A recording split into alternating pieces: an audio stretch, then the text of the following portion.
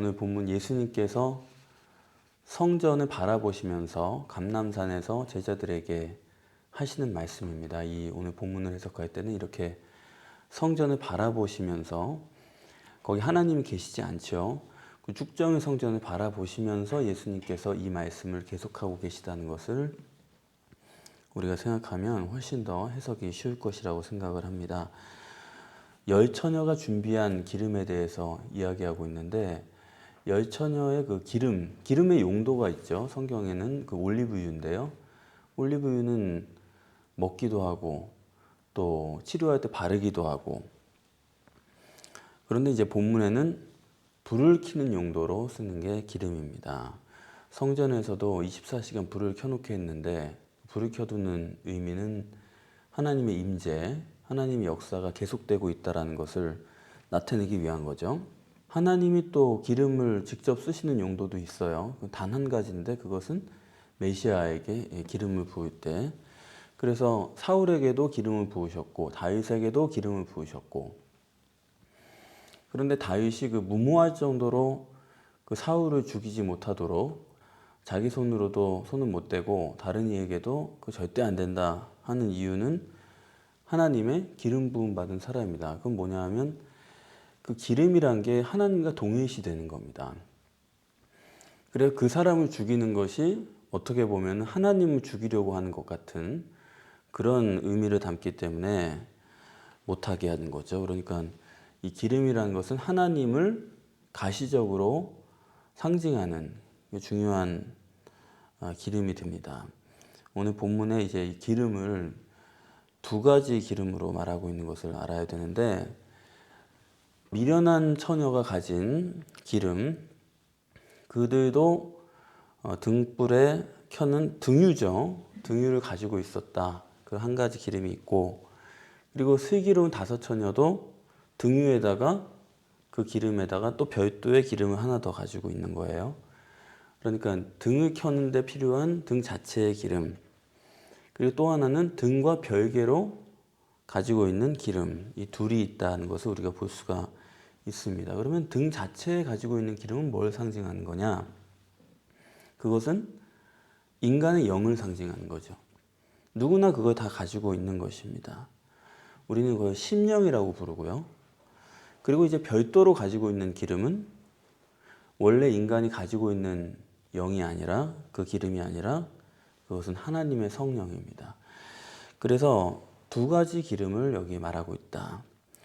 자, 그러면 이 1절에 천국은 마치 등을 들고 신랑을 맞으러 나간 열 처녀와 같다 하리니 라고 얘기했는데, 여기서 무엇이 천국인지를 우리가 알 수 있게 되죠.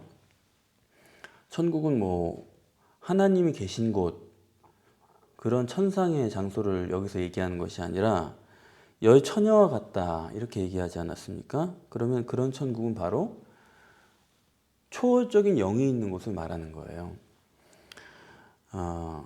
이해되십니까? 여기서는 그런 천상에 하나님이 계신 천국이 아니고 인간의 영, 하나님의 영이 계신 곳, 초월적인 영들이 있는 곳을 천국으로 이해하고 있습니다. 자, 이렇게 천국과 기름이 무엇인지 우리가 정리를 하고, 그렇다면 이 영을 가진 열 처녀는 어떤 사람이냐, 어떤 신분이냐, 이것을 생각을 하면 지금 처녀가 기다리고 있는 사람은 신랑이죠. 그렇기 때문에 이 10명의 처녀는 이 신랑과 결혼을 한 신부감이라고 볼 수가 있습니다. 결혼을 하려고 기다리는 사람들이고, 그럼 왜 처녀라고 했나? 신부라고 하죠. 신부감이라고 하면 되는데, 그거는 이렇게 하면 또 일부 다처제가 되기 때문에 그래요. 분명히 이 사람들은 신부감으로서 신랑을 기다리는, 그래서 처녀라고 굳이 말을 한 건데, 그러나 신부로 해놓으면 또 틀림없이 교회가 일부 다처제를 주장할 사람이 나중에 나옵니다. 하나님 그걸 아시기 때문에 신부라고 안 하고 처녀라고 한 거예요. 어쨌든 이 본문이 이 처녀들은 결혼식에 하객으로 참석한 것이 아니고 신랑 예수 그리스도의 신부감이다. 이 점을 우리가 꼭 봐야 됩니다. 자, 그리고서 이제 생각할 것은 그들이 등을 준비했다. 그런데 슬기로운 다섯 처녀만 준비한 게 아니라 이 미련해가지고 결국 천국에도 못 들어간 지옥에 간 사람들이죠. 이 다섯 처녀도 등은 준비했다라는 것입니다. 그럼 무슨 얘기입니까? 이 등이란 거는 지금 예수님께서 쭉정이 성전을 바라보면서 말씀하고 있다는 이야기를 서두에 드렸죠. 적어도 그게 궁궐을 보고 있는 건 아닙니다. 뭐 권력을 쟁취하고 출세하고 지배하고 왕되고 그런 궁궐을 바라보고 있는 것이 아니라 지금 이 미련한 다섯 처녀도 어떤 사람들이냐? 신랑과 결혼하기를 간절히 소원하는 사람들이에요. 예수님께서 성전을 바라보면서 말씀하고 있다는 사실에 다시 한번 주목하는 거죠. 그렇기 때문에 이 미련한 처녀들이 뭐 별다르게 뭐 세상적인 삶을 사는 사람들이 아니고 그들도 성전 안에서 하나님이 계시지 않지만 거기서 종교 생활을 하는 사람들처럼 메시아와의 결혼을 구원관으로 가지고 있는 사람들이 미련한 다섯 처녀입니다. 그게 바로 그들도 등을 준비했다는 거예요. 기름은 아니고 등이에요. 등이라고 하는 그 형식, 쭉정의 성전 같은 형식이 있는 거예요. 그 사람들도. 그런데 그건 궁궐은 아니다. 그런데 이 미련한 다섯 처녀와 슬기로운 다섯 처녀의 구별은 간단합니다. 미련한 다섯 처녀는 등유만 가지고 있는 거고 슬기로운 다섯 처녀는 거기에 별도의 기름을 하나 더 가지고 있는 것이죠. 그것밖에 차이가 안 나는 거예요. 둘 다 메시아와의 결혼을 구원관으로 가지고 있고 그 등이라고 하는 형식을 가지고 있고 그리고 그 안에 어떤 기름을 넣느냐 별도의 기름 하나 더 가지고 있는 문제만이 있는 것입니다. 그리고 이 둘 다 잠을 자요. 그런데 잠을 자더라도 별도의 기름이 있어야 된다는 것인데 이 별도의 기름이라는 것을 여기 성경에서 주님이 그렇게까지 말씀을 안 하셨지만 이것은 결혼 지참금이라고 말할 수가 있을 것입니다. 그러니까 나만 가지고는 안 돼요. 이 신부감이 나만 가면 되겠다. 절대 안 된다 이겁니다. 별도의 기름을 들고 잠을 자고 있는 거예요. 그 별도의 기름이라는 게 결혼 지참금이다. 미련한 다섯 처녀도 주님과의 결혼을 구원관으로 가지고 있는 사람인데 문제는 뭐냐면 그들은 그 확인을 뭘로 하느냐? 내가 기다리고 있다. 그런 마음을 가지고 기다리고 있다라고 하는 그 행위로서 확인을 하는 사람들이에요. 그게 예수님께서 지금 감람산에서 멀리 바라보시는 그 쭉정이 성전의 실제입니다. 그런 경우가 많아요, 사람들이. 그 느낌으로 자기 신앙을 확인하려는 사람들. 옛날에는 내가 뜨거웠는데 옛날에는 내가 그래도 헌금도 많이 하고 봉사도 많이 하고 하여튼 그랬는데 요즘엔 좀 안 그런 것 같습니다. 고민하는 분들이 많아요. 그러니까 필링이 지금 없다는 거죠. 옛날 같은 그런 게 없다. 그런데 그런 걸 확인할 수 있는 게 전혀 아니라는 것입니다. 그에 비해서 슬기로운 처녀들은 어떠냐? 똑같이 졸고 자요. 이 말은 뭐냐 하면 똑같이 영적으로 뭐 필링으로 미련한 처녀와 다를 게 하나도 없는 사람들인데 그 뜻은 뭐냐면 별도의 기름만 가지고 있으면 충분하다. 예수님께서 말씀하고자 하는 것은 그겁니다. 그러니까 더 이상 내가 뭐 감정적으로 어떻고 뭐 의지적 노력이 있고 제자 훈련이 있고 뭐 장로교에서 말하는 칼빈주의에 따르면 그 다음에 성도의 견인이죠. 성도가 인내하면서 뭐 그런 게 필요한 게 아니고 메시아와 결혼하기 위해서는 별도의 기름만 가지고 있으면 된다. 그것만 있으면 충분하다. 성령으로 거듭나면 그걸로 충분한 거지 다른 것은 필요가 없다. 오직 성령으로만 확인할 수 있다 하는 것을 여기서 말하는 겁니다. 그래서 그걸 다 같이 졸고 잔다. 이렇게 얘기를 하는 겁니다. 그래서 이 본문에서 그런 내용은 또 아니에요.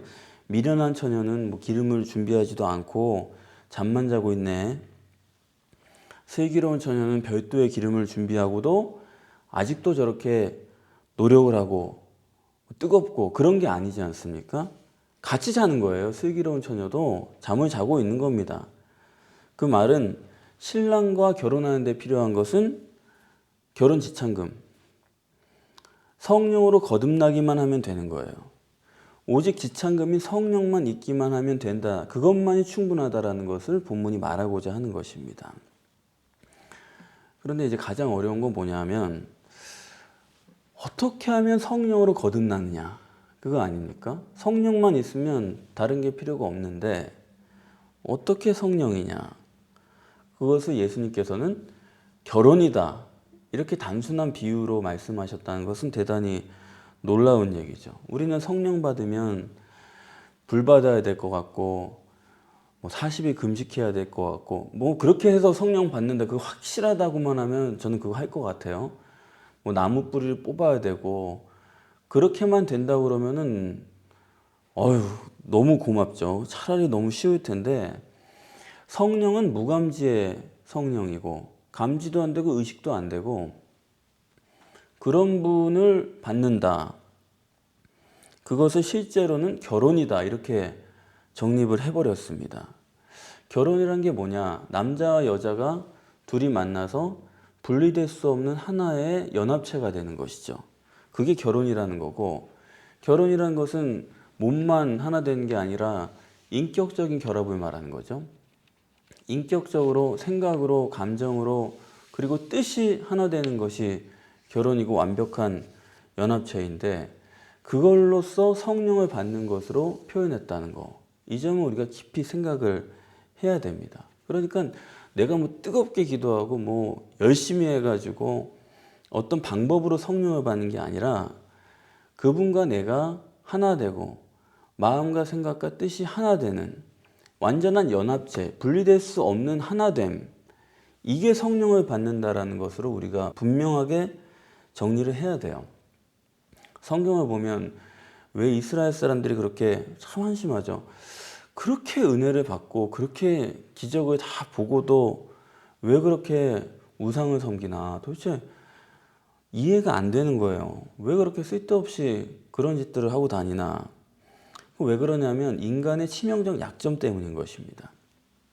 인간은 보이지 않으면 안 되는 거예요. 그들이 뭐 별다르게 우리는 하나님 오늘부터 안 섬긴다 그런 게 아니고 하나님 섬긴다 그러면서 우상을 만들어 놓고 섬기는 겁니다. 저 우상이 우리에게 복을 주고 저분이 하나님이고 저분이 우리를 홍해를 건너 나오게 한 그분이다. 그게 거기 다 들어있다고 생각하고 섬기는 겁니다.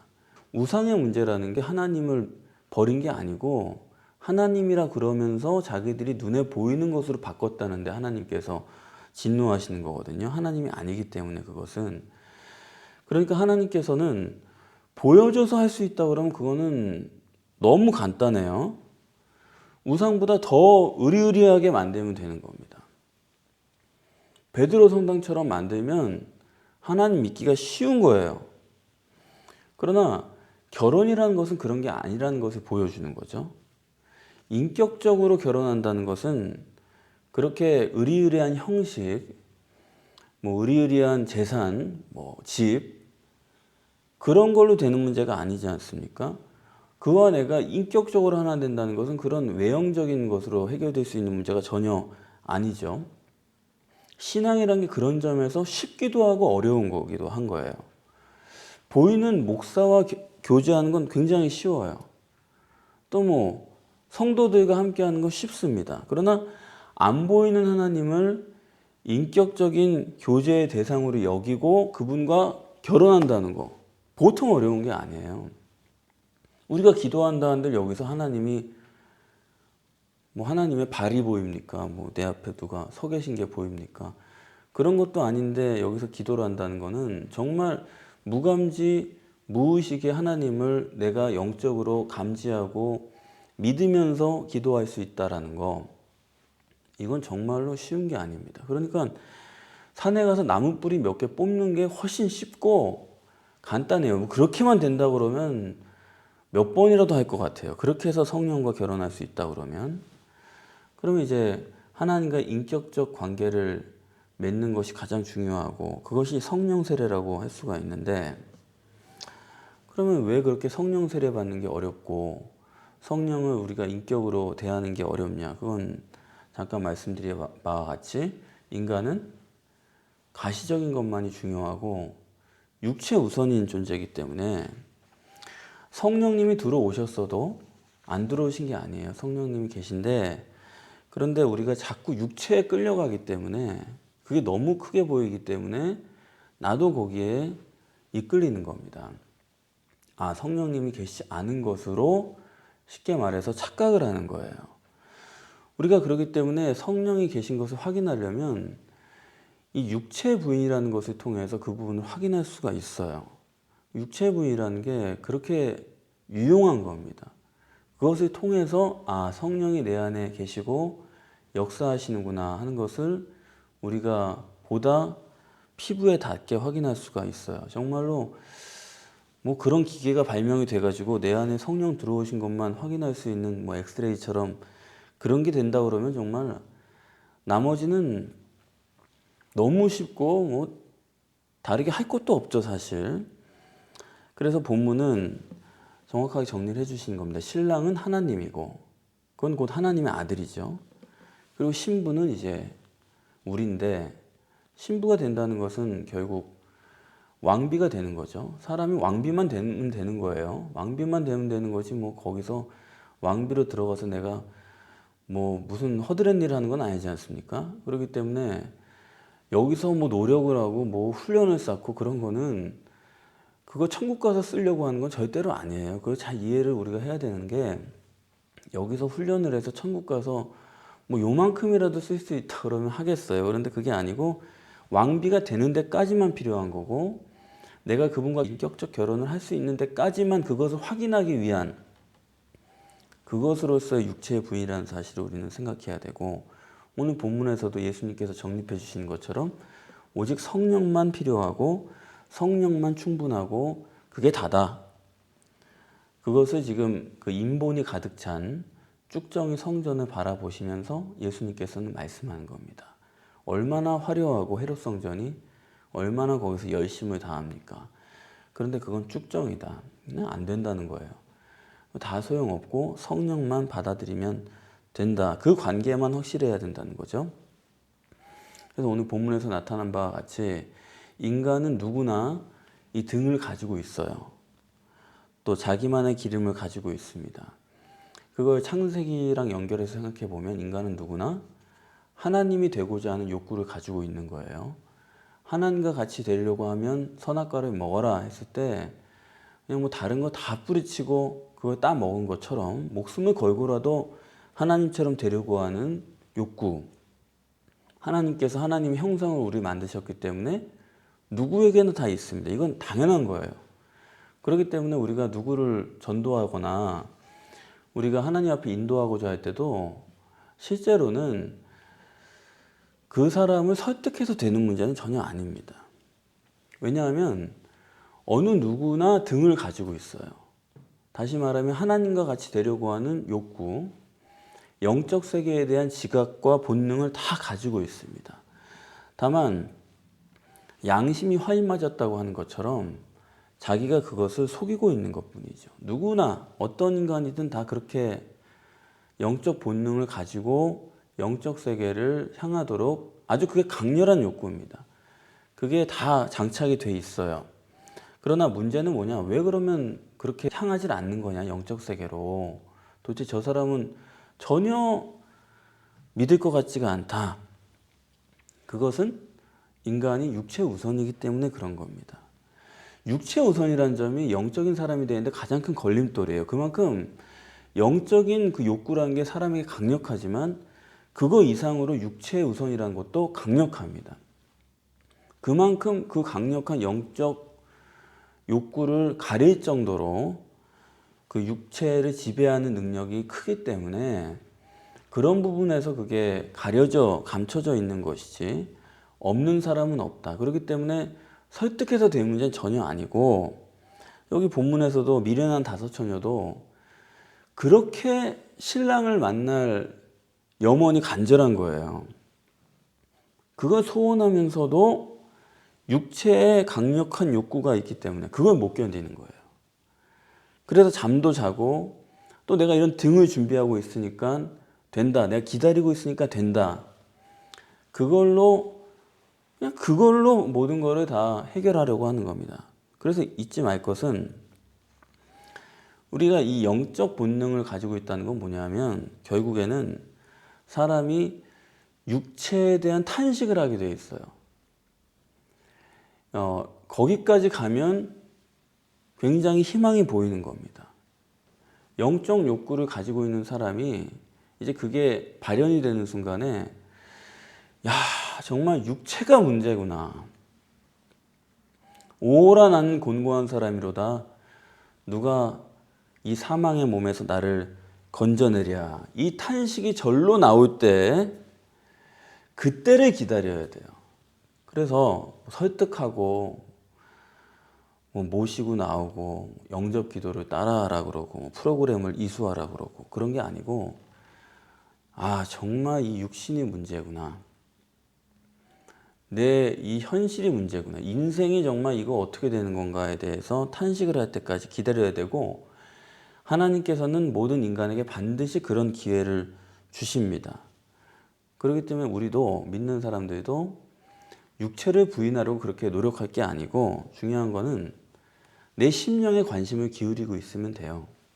내 심령에만 초점을 두고 있으면 육체를 부인할 기회가 옵니다. 탄식을 하면서 자기를 부인하고 자동적으로 되는 거예요. 하나님을 의지하고 성령의 도움을 의뢰할 때가 옵니다. 그런데 문제는 뭐냐면 이렇게 내가 등을 준비했다. 내가 신랑을 기다리고 있다. 이 육체로 뭐를 이루는 것으로 습관을 들여놓으면 그게 문제예요. 그게 가장 그게 그러기 때문에 예수님께서 쭉정의 성전을 바라보면서 지금 말씀하신다는 게 거기 들어가 있기 때문에 성전이 서 있기 때문에 내가 거기에 가서 이런 행위를 하기 때문에 이래서 틀림없이 구원받을 거라고 생각하는 그게 문제예요. 차라리 그게 없다 그러면 정말 달라질 텐데 그래서 제가 늘 말씀드리는 게 제발 의인되지 마시라고 하는 게 바로 그런 겁니다. 오라 나는 곤고한 사람이로다. 그 탄식이 나와야 되는데 그게 아니라 바리새인이 돼가지고 여기저기 다니면서 세리들만 찾아보는 거예요. 그러면 그거는 주님을 못 만나는 겁니다. 왜냐하면 주님은 세리편이기 때문에 그걸 보면서 못 견디는 거예요. 아, 나는 지금까지 내가 기다리고 한 게 있는데 지금 그걸 왜 무시하지? 그걸 존중해줘야지 왜 무시하지? 저분이 메시아가 맞나? 화를 내는 것입니다. 그래서 오늘 본문에 이 별도의 기름을 준비해 둔, 다시 말하면 성령으로 거듭난, 다르게 말씀드리면 그분과 영적으로 인격적으로 결혼하는 것을 일컬어서 우리는 오직 예수 그렇게 말씀하는 것이죠. 오직 예수가 곧 오직 하나님이고 오직 신랑이고 그런 뜻이 아니겠습니까? 이런 것은 노력으로 되는 것이 아니라 나에게 원인이 있는 것이 아니라 오직 믿음으로 된다. 성령으로 된다. 그 사실을 믿고 우리가 자유한 가운데 신앙생활을 할 수가 있는 것입니다. 그런데 그게 또 어려워요. 그래서 무궁무진해요. 그러니까 신앙이란 거는 이렇게 정도로만 가면 그야말로 마음껏이에요. 마음껏. 이게 뭐 끝간데 없이 깊이 들어갈 수 있는 게 신앙이기 때문에 그게 자유죠. 나 이렇게 요거 이수하고 이런 걸 통과하고 그건 자유가 아니에요. 그건 그냥 훈련 과정으로 자기들이 짠 거지. 그러나 우리가 성경 말씀대로 입각해서 정립을 해보면 그야말로 이 세계는 무궁무진하고 거기에는 엄청난 자유와 기쁨이 있다. 이것을 꼭 생각해 주시기를 바랍니다. 기도하겠습니다.